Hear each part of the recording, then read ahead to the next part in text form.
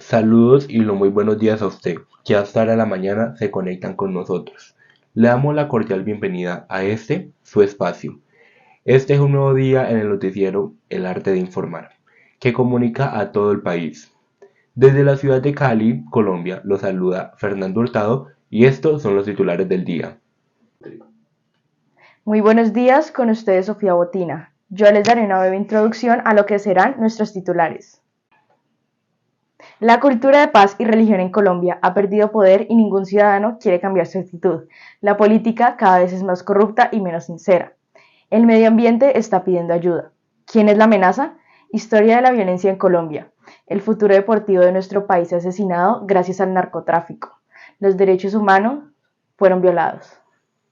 Ahora veamos lo que nos tiene preparado nuestra reportera de la cultura. Muy buenos días, soy Sara y les vengo a informar un poco sobre los procesos de paz en Colombia, cómo la sociedad y la Iglesia han influido en este proceso. La Iglesia Católica ha tenido un gran papel en el proceso de mediación para lograr la paz. A finales de 1986, la Conferencia Referente de la Iglesia creó la Comisión por la Vida, la Justicia y la Paz. Se enfocó en una salida negociada del conflicto y en la defensa de los derechos humanos. En las negociaciones se expuso el interés de la Iglesia para actuar como mediadora. Una de las personas mediadoras fue Luis Augusto Castro, presidente de la Conferencia Episcopal. Incitó al pueblo a incorporarse en los propósitos para un cambio en Colombia. El Papa Francisco también actuó como mediador. Habló en varias ocasiones sobre su apoyo al proceso de paz y declaró que no teníamos derecho a permitirnos más fracasos. Por otra parte, algunos creyentes actúan como mediadores y confían en la intervención divina, así como también en el interés de la Iglesia, pero son conscientes de que las acciones que realizan a diario permiten sembrar la paz. Ahora continuaremos con mi compañera Sofía Botina, que se encuentra en la Casa de Nariño con nuestra sección política. Ahora les hablaré sobre la sección política y cómo la corrupción está acabando con nuestro país. Durante los años 1980 al 2005 sucedieron conflictos, cambios y sucesos que tuvieron un impacto a nivel político. El narcotráfico y los constantes conflictos armados tuvieron un papel importante en los años 80. Belisario Betancourt estaba decidido a implementar un proceso de paz con distintas guerrillas, pero eso dio un mal resultado por la mala gestión y la falta de compromiso de la élite y los militares. En un principio, las instalaciones básicas dieron paso a bahías, canchas deportivas y demás apoyo, pero cuando la Fiscalía documentó el fusilamiento en cárceles de los socios de Pablo Escobar, todo pasó de marrón a oscuro. Por otro lado, los políticos que se encontraban en el poder se dejaban corromper gracias al dinero o a los beneficios que les otorgaban los carteles, y el narcotráfico tomó el poder de toda la nación. Luis Carlos Galán, quien fue el abogado de estos procesos y cuyas amenazas al narcotráfico le costaron la vida a manos de Pablo Escobar y el cartel de Medellín. De igual forma, el secuestro de Andrés Pastrana, quien fue el primer político secuestrado a manos de Popeye. Ahora hablaremos más sobre Pablo Escobar, quien fue el narcotraficante colombiano más poderoso y conocido en el mundo, llegando al Senado y dándole así poder al narcotráfico. Se le consideraba como un empresario adinerado, con mucha plata, pero cuando algunos expusieron su origen de su fortuna, fue el momento donde se incursionó en la política. Durante esta época se evidenció el máximo poder que alcanzó el narcotráfico, en especial los carteles en las ciudades, y el gobierno, al ser capitalista, no buscaba el beneficio para el pueblo, sino para ellos mismos, el enriquecerse. Los constantes conflictos entre el lado socialista y capitalista llevó al lado socialista a utilizar sus recursos, haciendo quedar a este partido como el malo, trayendo consigo un largo periodo de violencia. Good morning, I'm Kiara Ordóñez and I'm going to introduce you to the internationality in Colombia. Foreign is talking about our country. Colombia has been recognized for its flora, fauna, and culture in this beautiful country. There is much more to know for this reason. Some foreign countries will tell us about what they think of Colombia. Foreign countries have an opinion about homosexuality. Legal but not widely accepted. United Kingdom described the special jurisdiction of indigenous community and sexual relations with minors, which are a serious crime. Homosexuality is legal but not widely accepted, especially in rural areas, argue tourists. But they also highlight tourist destinations such as Balia, Solano, Nuki, Ciudad Perdida, San Agustín Archaeological Park, Caña Cristales, among others.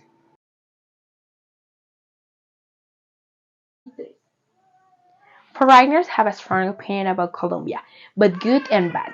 But the one that stands out the most is drug trafficking. Sadly, this has haunted Colombia for years and is a stand that cannot change, as it is part of the past of this. Then they will comment on some negative points of this country. The country of the United Kingdom recommends for security reasons not to travel through the following departments: Buenaventura, the part of Tumaco, Putumayo, Arauca, Caquetá, among others.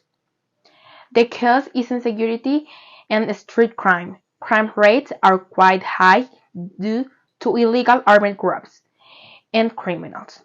Sadly, with drug trafficking and serious crime including kidnapping, money laundering, extortion, and prostitution. The British government stated that rural areas are categorized as dangerous, where the authority of the Colombian state is limited. Street crime is a problem especially in large cities such as Bogotá, Cali, and Santa Marta. They describe criminals as with muggings, rubies, express kidnapping, and they use drugs to subdue their victims with scopolamine. Despite the high level of crime, most visits to Colombia are both problems, confuse foreigners. To conclude, foreign countries perceive a good image of Colombians. Signs they highlight great aspects such as respect for different people and the beautiful tourist sites to offer. However, they emphasize a strong opinion about the security in the streets and the different acts of violence. This may be somewhat true, since security is often not what they expect, so sometimes even Colombia's surprise are themselves. And now, let's continue with my colleague Fernando, who is in the Bank of the Republic with economic session. Buenos días, espero que se encuentren muy bien. Hoy hablaremos sobre la alarmante economía de nuestro país y cómo hemos avanzado en comparación a 20 años atrás. Se sabe que Colombia es un país cuyo crecimiento económico se ha visto afectado mayormente por la violencia.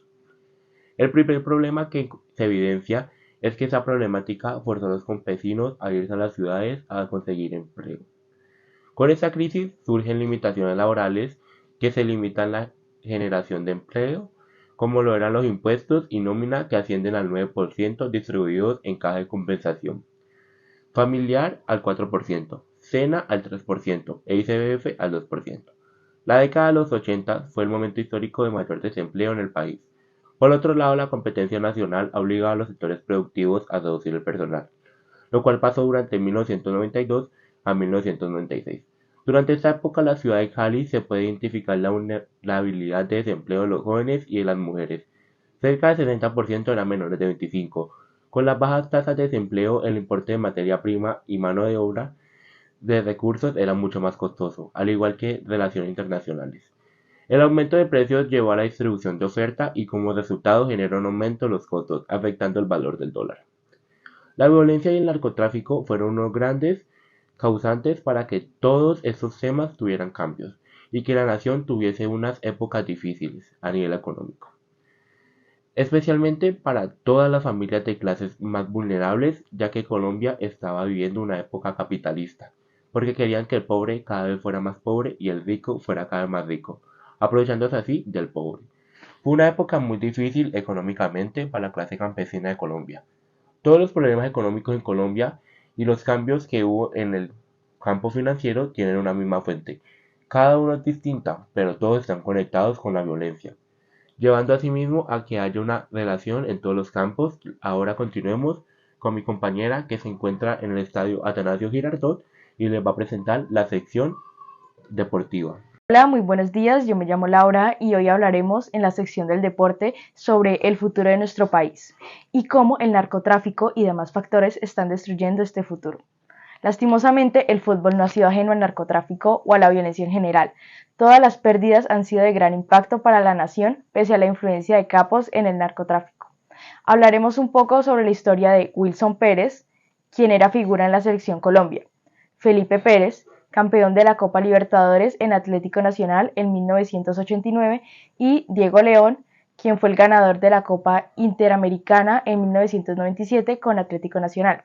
El fútbol no es lo único que tienen en común, también tienen relación con el polvo blanco. Algunos estuvieron en la cárcel o incluso han muerto debido a esto.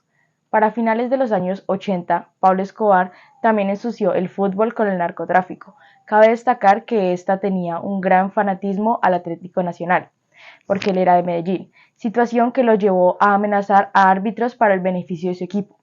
Pablito, quien estaba en su campaña política como representante de la Cámara en el Congreso Nacional en 1982, crea un programa llamado Civismo en Marcha, el cual trata sobre el civismo, nacionalismo y programas sociales y deportivos. Para este último se enfocó en traer un nuevo equipo a su tierra natal. Se enfocaba en que los jóvenes se metieran al mundo deportivo para que pasaran menos tiempo en las calles ingiriendo diversas sustancias.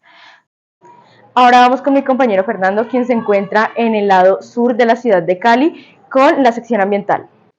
Regreso por aquí para contarles un poco sobre el medio ambiente y cómo la sociedad no quiere cambiar sus actitudes para una mejoría. Durante los años 1980 hasta el 2005, el narcotráfico y la violencia en Colombia han hecho que el medio ambiente sea el mayor afectado, debido a intereses sociales, políticos y económicos, especialmente por los cultivos ilícitos, la ganadería extensiva, minería ilegal y las infraestructuras viales clandestinas que aumentaron principalmente la deforestación y la contaminación ambiental. Sin embargo, el gobierno en 1984 da la orden de fumigar con glifosato para erradicar los cultivos ilícitos, pero no tuvieron en cuenta que este químico es causante de enfermedades respiratorias agudas y malformaciones en los fetos de mujeres de gestación. La ganadería extensiva causa la deforestación debido a que el ganado necesita pastizales. El efecto negativo al metano, óxido nitroso y el amoníaco se ha multiplicado por el hecho que la ganadería implica deforestación de selvas y bosques, para que ésta pueda tener un mejor terreno adecuado para sus animales. Por la remoción de las capas superficiales de los terrenos, se produce la inestabilidad de los terrenos y al quedar malformaciones rocosas, al descubierto producen la erosión, que es la principal causa de los derrumbes. También se tuvo problemas ambientales debido a la recolección excesiva de recursos, los cuales eran cosechados de manera dañina, hacía desgastar las tierras. La recolección del petróleo afectaba a los ríos y hacia varias comunidades y atmósferas. Otra vez vemos el narcotráfico, relacionarse ya que quería estar involucrado en todos los ámbitos posibles. Agropecuarios querían obtener resultados a corto plazo. Por eso utilizaban materiales dañinos, creando así la sobreexplotación ambiental. Ahora vamos con la sesión ética cultural que la presentará mi compañera Sara Castro. Buenos días, de nuevo yo por aquí, pero esta vez hablando sobre nuestros derechos y cómo están siendo violados. El narcotráfico también afecta en gran parte la violación de los derechos. Este llevó a cabo asesinatos de periodistas y por acá les traigo unos. Luis Palacios Tragorri, asesinado en el Valle del Cauca.